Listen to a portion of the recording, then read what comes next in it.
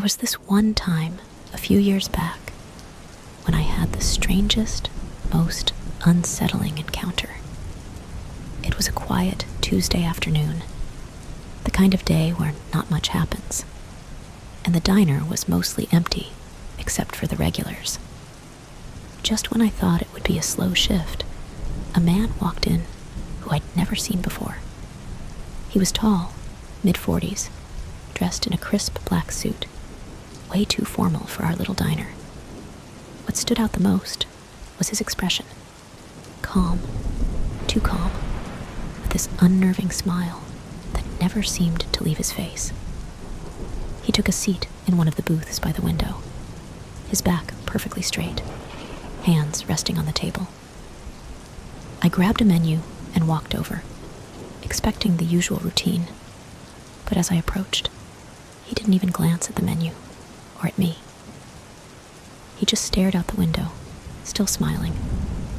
When I asked if he wanted something to drink, he slowly turned his head, looked straight into my eyes, and said, "I've already seen how today will end." That threw me off. I thought he might be joking or trying to be quirky, so I kind of laughed it off and asked again if he wanted coffee or anything. He just nodded, but his eyes never left mine, and his smile never wavered.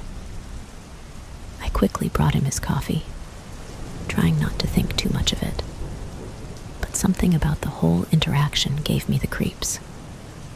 He didn't touch the coffee for a long time, just sat there staring out the window again, hands folded neatly on the table. I went about my work, but I could feel him watching me whenever I walked past his booth, even though he pretended to be looking outside. Every time I caught him, his smile was still there, like it was plastered on his face. It wasn't a friendly smile. It was too wide, too intense, like he was holding back a secret. Eventually, he started asking questions, but they weren't normal questions. He asked if I believed in fate, if I thought everything in life was already planned out. Then he asked if I ever wondered what it would be like to know when someone was going to die.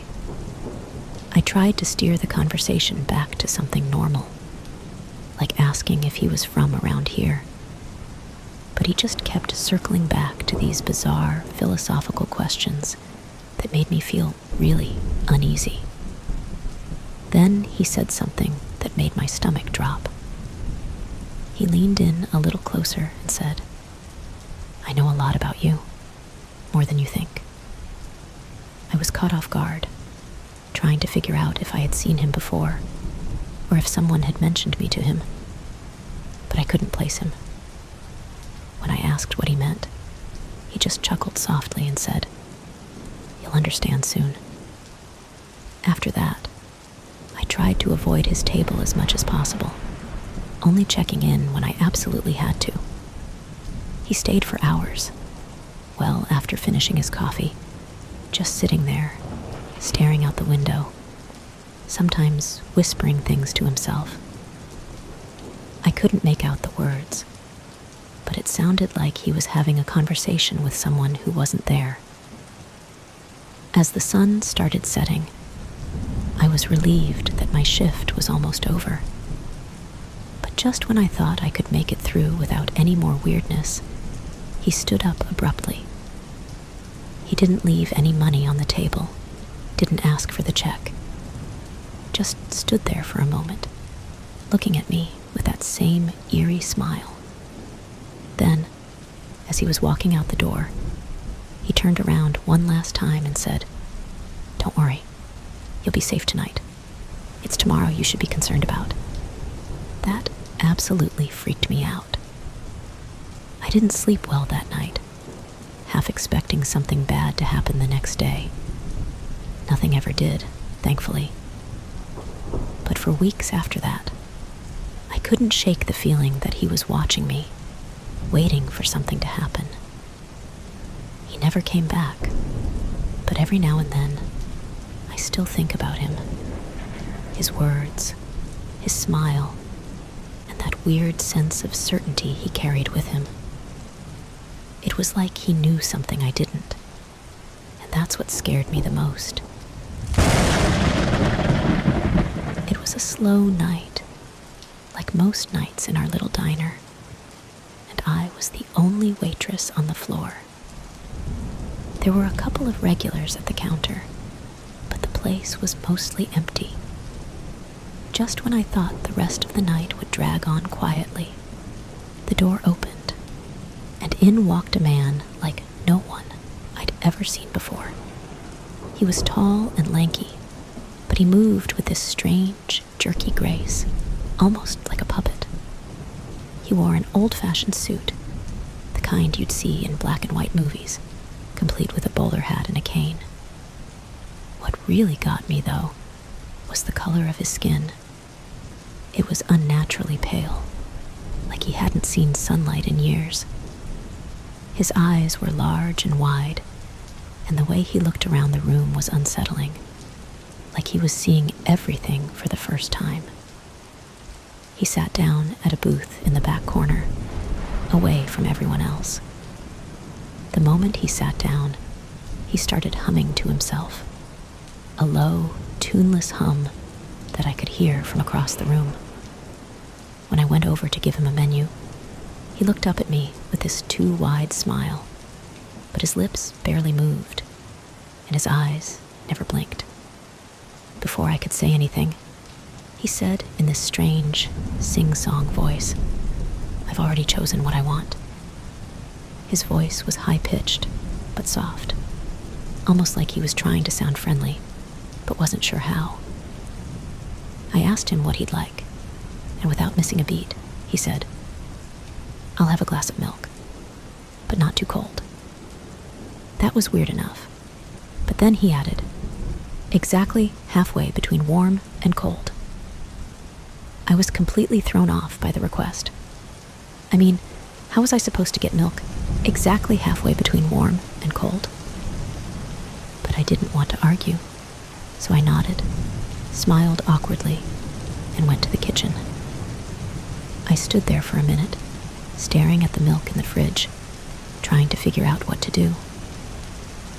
I ended up pouring some into a glass and holding it under hot water for just a few seconds, hoping it would be close enough to whatever temperature he had in mind. When I brought it back to him, he took the glass and stared at it for a moment, holding it up to the light like he was inspecting it.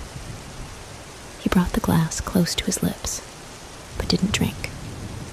Instead, he sniffed the milk, just a slow, deliberate inhale, before setting it back down on the table. "Perfect," he whispered, though he hadn't even taken a sip. Then he looked up at me with those unblinking eyes and said, "Would you like to sit with me for a moment?" Normally, I'd make up an excuse and politely decline, but something about him made me feel like I shouldn't say no. Against my better judgment, I slid into the booth across from him, my heart racing. For a few moments, he didn't say anything. He just kept staring at me, his hands folded neatly on the table. Then, out of nowhere, he asked, "Do you ever wonder about the lives you've never lived?" Before I could even respond, he continued, "The choices you didn't make, the paths you didn't take, they're all out there, you know, happening right now, all at once." I didn't know how to respond to that, so I just nodded, trying to play along.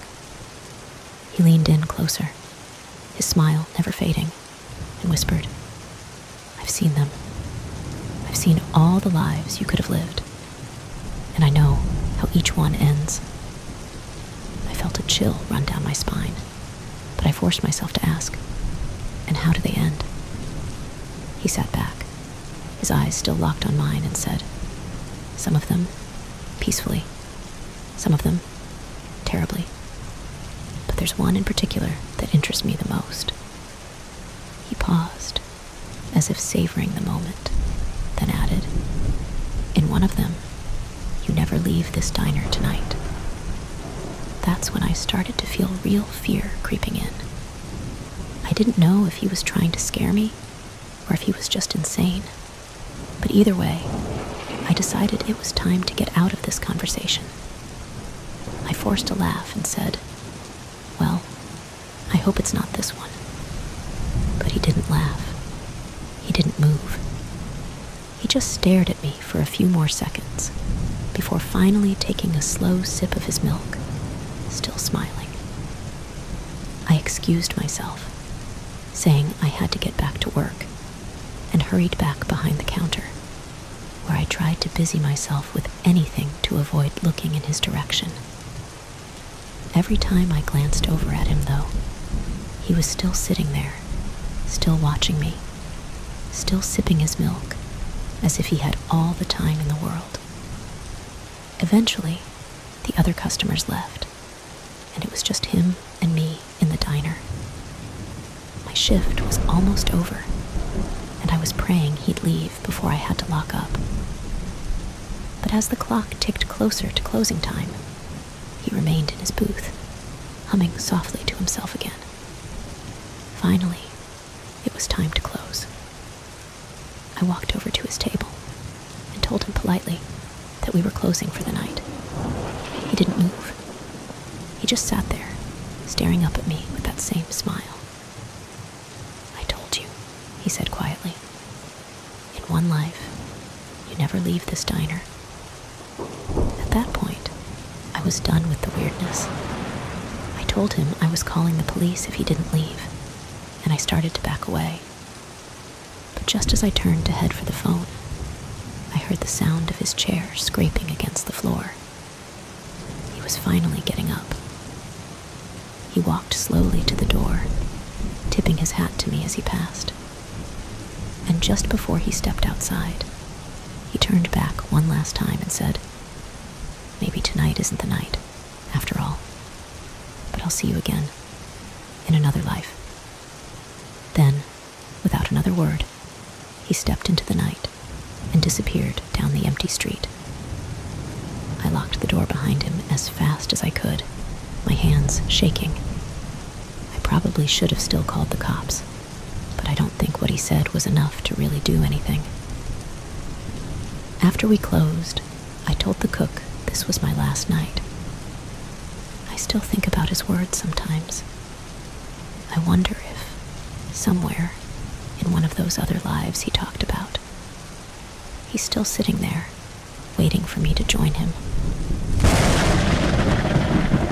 It was a late shift, sometime after midnight, and the diner was almost empty. The few regulars who usually hung around late had already left, and I was hoping for an uneventful end to the night. I was cleaning up, trying to finish the last few tasks before closing, when the door swung open and this guy walked in. He looked normal enough at first, mid-30s, dark hair, average build, but something about him immediately set me on edge. He was dressed in an old, faded trench coat, and his clothes looked a little worn, like he hadn't changed in days. His eyes were bloodshot, and he had this distant, haunted look, like he hadn't slept in forever. He sat down at one of the booths near the back, not saying a word, just staring straight ahead. I walked over with a menu, and before I could even ask what he wanted, he muttered, "Coffee, black, and water." I quickly went to get his order, feeling more uneasy the closer I got to him. There was this weird tension in the air, something about his presence that felt wrong. When I brought him the coffee and water, he didn't say thank you, or even acknowledge me. He just sat there, staring into the cup of coffee, like he was in a trance. I left him alone, figuring he just needed some space. But after about 5 minutes, I noticed he still hadn't touched his drink. He just kept staring down at it, his fingers trembling slightly. Then, out of nowhere, he whispered. "It's coming." I stopped in my tracks, not sure if I heard him right. "Excuse me?" I asked, trying to keep my voice steady. He didn't look up. His eyes stayed fixed on the coffee as he said, louder this time, "It's coming. It always comes. And I'm never fast enough." I had no idea what he was talking about, but the way he said it made my skin crawl. I asked if he was okay, but he just shook his head and said, "You'll see. You'll see it too, soon enough." By now, I was thoroughly freaked out, but I tried to act calm. I told him to let me know if he needed anything else, and headed back to the counter, watching him out of the corner of my eye. He didn't move, didn't drink his coffee. He just sat there, staring straight ahead, muttering to himself. The clock kept ticking toward closing time, and I was getting more anxious by the minute. There was something about this guy that felt like a ticking time bomb. I started wondering if I should call someone, maybe the police, or at least my manager, when suddenly he stood up. He didn't walk to the door, though. Instead, he walked slowly toward the window, his movements stiff and deliberate. He pressed his face right up against the glass, peering outside as if he was looking for something. I stayed behind the counter, trying to keep my distance, but I couldn't help watching him.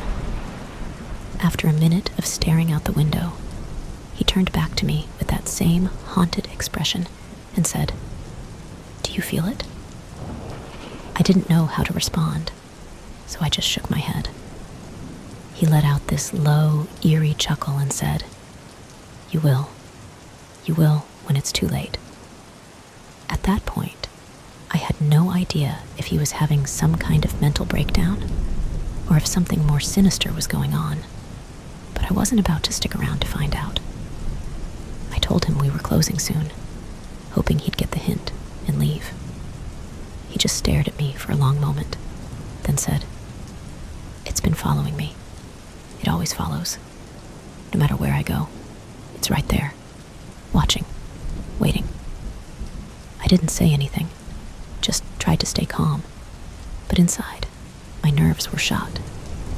He turned back to the window, his breath fogging up the glass as he whispered, "It'll be here soon. It always finds me." And then, without warning, he started banging on the glass, hard. "It's here!" he yelled, his voice frantic. "It's right there. Do you see it?" My heart was pounding, and I rushed over to try to calm him down. I looked outside, but there was nothing there, just rain and darkness. "Sir, there's nothing out there," I said, trying to keep my voice steady, but he wouldn't stop. "It's coming. It's right there." His voice cracked with terror, and his fists slammed against the window so hard, I thought it might shatter. I ran back to the counter and grabbed the phone to call the police. As I dialed, I kept glancing at him, half expecting him to lose it completely. But suddenly, he stopped, just like that. He froze, his hands still pressed against the glass, his breathing heavy. And then, as if nothing had happened, he turned around slowly, his face pale and his eyes wide. "You won't see it," he said, almost calmly now. "Not until it wants you to."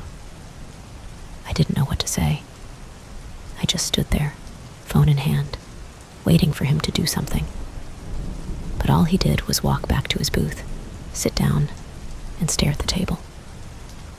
He stayed like that for another few minutes, completely still, as if nothing had happened. Then, without a word, he stood up, left a crumpled bill on the table, and walked out into the rain. He didn't even look back. I didn't sleep well that night, and for days afterward, I kept thinking about what he had said. I never saw him again, but every now and then, especially on rainy nights, I'll catch myself looking out the window, half expecting to see. Something out there. Whatever it was that he was so terrified of. Maybe it was just his imagination. Or maybe, just maybe, he knew something the rest of us don't.